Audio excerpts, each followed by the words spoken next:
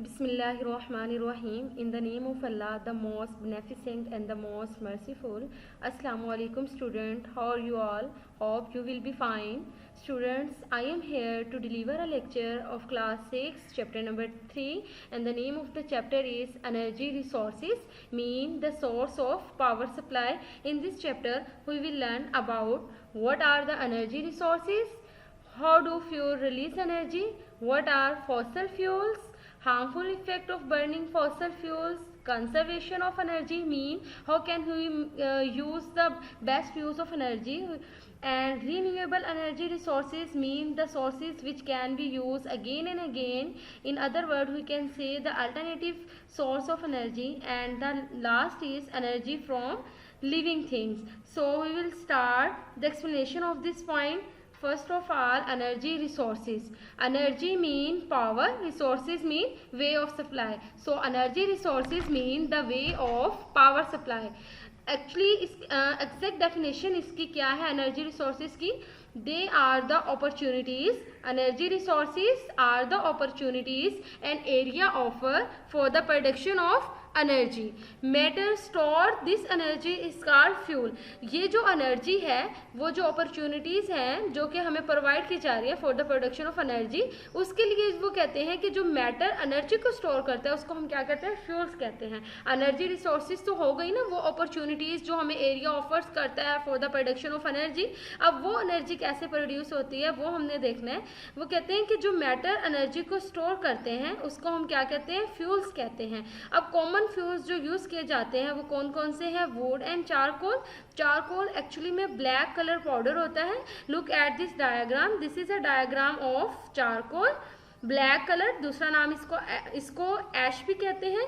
Next is coal and coke. Coal is actually में naturally occurring mineral होता है कोल, और जो कोक होता है उसको हम क्या करते हैं? कोक को हम प्रिपेयर करते हैं. कोक प्रिपेयर मटेरियल होता है. कोक इज नॉट वो कोक जो आप ड्रिंक करते हैं, ये वो कोक नहीं. कोल एंड कोक. कोल जो होता है वो हमारे पास नेचुरली अकरिंग मिनरल है, और कोक जो है वो हम क्या करते हैं? प्रिपेयर करते हैं. नेक्स्ट हमारे पास जो फ्यूल है वो है natural gas. Natural gas CH4 and the C carbon, H hydrogen, 1 carbon, 4 hydrogen. This gas is available in our home. And the next is liquefied petroleum gas.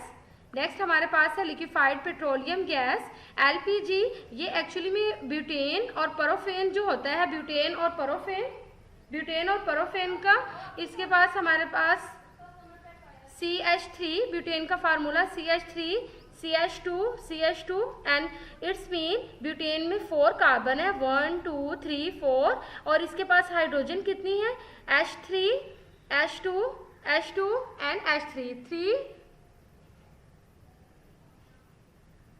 It's mean 10 hydrogen and 4 हमारे पास carbon. So this is the formula of butane. Butane is actually a hydrocarbon in which only carbon and hydrogen atoms are present. So liquefied petroleum gas, जिसका दूसरा name क्या है? Bottle gas.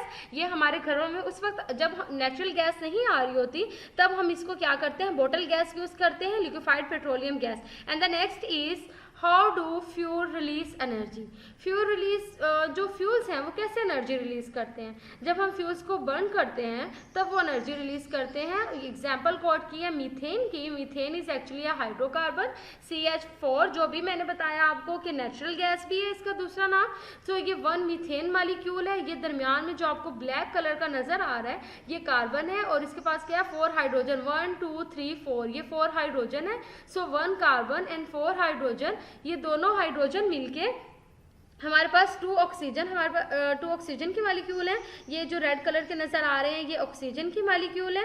और ये जब react करते हैं, मीथेन जब बर्न किया जाता है या ऑक्सीजन के साथ इसको हम रिएक्ट करवाते हैं, तो हमारे पास क्या बनता है? Carbon dioxide CO2 and the next is water 2H2O. यानी कि ये जो ब्लैक कलर का नजर आ रहा है आपको ये कार्बन है, और जो रेड है ये क्या है? इसके साथ ऑक्सीजन है. CO2 इज कार्बन डाइऑक्साइड, और ये क्या है? 2 वाटर की मालिक्यूल है. Formula of water is H2O, 2 carbon. इसमें क्या है हमारे पास? H2O. जब भी हम किसी भी हाइड्रोकार्बन को बर्न करते हैं, किसी भी फ्यूल को बर्न करते हैं स्टूडेंट्स, तो हमारे पास जो प्रोडक्ट आता है वो कार्बन डाइऑक्साइड और water. Next is fossil fuels. Fossil fuels are the dead remains part of living organism या it is formed by decade of living thing. living thing का जो decayed material होता है उसको हम fossil fuel कहते हैं. fossil fuel हमारे लिए बहुत important होते हैं because ये हमें energy provide करते हैं, ये हमें heat provide करते हैं जो cooking के लिए ज़रूरी होती है. इसके अलावा हमारे जो fossil fuel हैं, जो common fossil fuel यूज़ किए जाते हैं वो है coal, coal, ये हमारे पास कोल, ऑयल एंड नेचुरल गैस. हम देखते हैं कि कोल फॉर्मेशन कैसे होती है. देखिए बच्चों, ये प्लांट्स हैं, ये प्लांट्स 300 मिलियन ईयर हम कह सकते हैं कि इनकी एज इतनी है. ये फॉरेस्ट जो है फिर अचानक इनकी जब ये डाई होते हैं, ये वाले प्लांट्स, ये ट्रीज जब ये डाई होते हैं तो ये डाई होने के बाद कहाँ पे गिरते हैं? सॉइल में गिरते हैं. सॉइल पर गिरने के बाद इनके ऊपर, सॉइल में आपको पता है माइक्रो ऑर्गेनिज्म होते हैं, बैक्टीरिया होता है, वो उनके ऊपर एक्ट करते हैं. एक्ट करने के बाद थर्ड स्टेप में देखिए एक पीट फॉर्मेशन होती है. पीट is actually a decaying organic matter होता है. ये जब बैक्टीरिया का एक्शन होता है इन प्लांट में तब ये पीट फॉर्मेशन होती है. नेक्स्ट हमारे पास फिर उसके बाद जब टेम्परेचर और प्रेशर के बाद हमें जो गेन होता है वो क्या है? कोयल. आपको ये ब्लैक कलर की जो लेयर नज़र आ रही है, ये ब्लैक लेयर की लास्ट स्टेप में ये कोल फॉर्मेशन है. सो कोल फॉर्मेशन किससे हुई? प्लांट से. और प्लांट क्या है हमारे पास? प्लांट वो मटेरियल है, वो नेचुरली अकरिंग मटेरियल है जो कि डिके होके क्या फॉर्मेशन, किसकी फॉर्मेशन कर रहा है? कोल की फॉर्मेशन कर रहा है. नेक्स्ट हमारे पास है harmful effects of burning fossil fuel. कि फॉसल फ्यूल कैसे हार्मफुल इफेक्ट करते हैं. जब फॉसल फ्यूल को बर्न किया जाता है तो वो क्या काज करते हैं? Air pollution. ऑफ कोर्स जब भी किसी की चीज़ को हम बर्न करते हैं स्टूडेंट्स तो वो एयर पोल्यूशन काज करते हैं. एयर पोल्यूशन जब काज होती है तो एयर पोल्यूशन के साथ साथ वो सबब बनती है एसिडिक रेन का और ग्लोबल वार्मिंग का. No, what is acidic rain?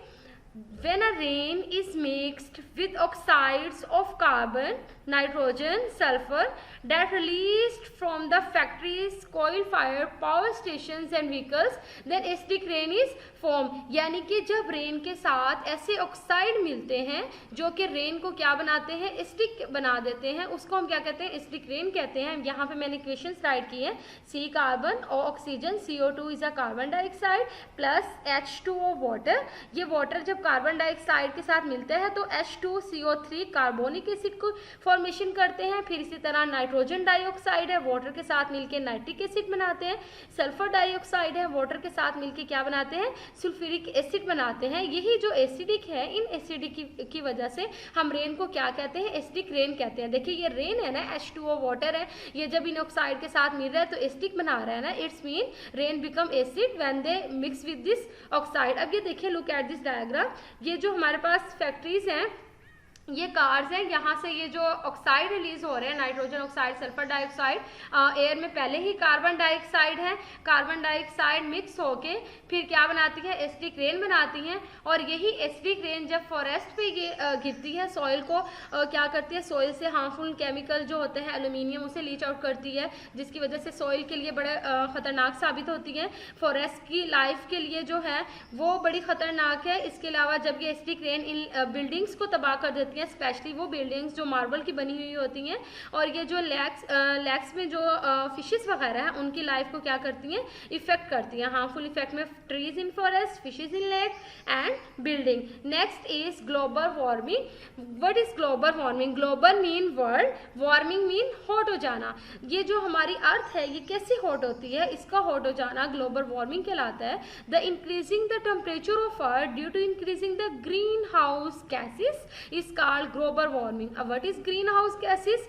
Green house effect students, ऐसी गैसेस जो ग्रीन हाउस इफेक्ट में पार्टिसिपेट करती हैं उनको हम ग्रीन हाउस गैसेस कहते हैं. अब ग्रीन हाउस इफेक्ट क्या होता है? Green house effect is actually a process that occur when a gases in the earth atmosphere trap the sun heat. वो गैसेस, आपको पता है ना कि एटमॉस्फेयर जो हमारा है उसमें गैसेस हैं, जब यही गैसेस हीट को ट्रैप कर लेती हैं तो हीट जो है वो जब ट्रैप हो जाती है तो ऑफकोर्स टेम्परेचर टेम्परेचर क्या होता है, इंक्रीज होना शुरू हो जाता है, और इंक्रीज होने की वजह से ग्लोबल वार्मिंग होती है। लुक एट दिस डायग्राम, ये हमारा सन है, सन से ये रेडिएशन आ रही है, sunlight that heat the earth is reflected and some become a heat, कुछ तो रिफ्लेक्ट हो जाती हैं और कुछ जो हीट बन जाती हैं, ये हीट क्या करती हैं, हमारे ग्लोबल वार्मिंग का सबब बनती है। Carbon dioxide and the other gases in the earth atmosphere trap the heat keeping the earth warm, ये हमारे अर्थ को क्या करती हैं, वार्म करती हैं। इसमें जो ग्रीन हाउस गैसेज में जो मेन रोल होते हैं वो कार्बन डाइऑक्साइड का होता है।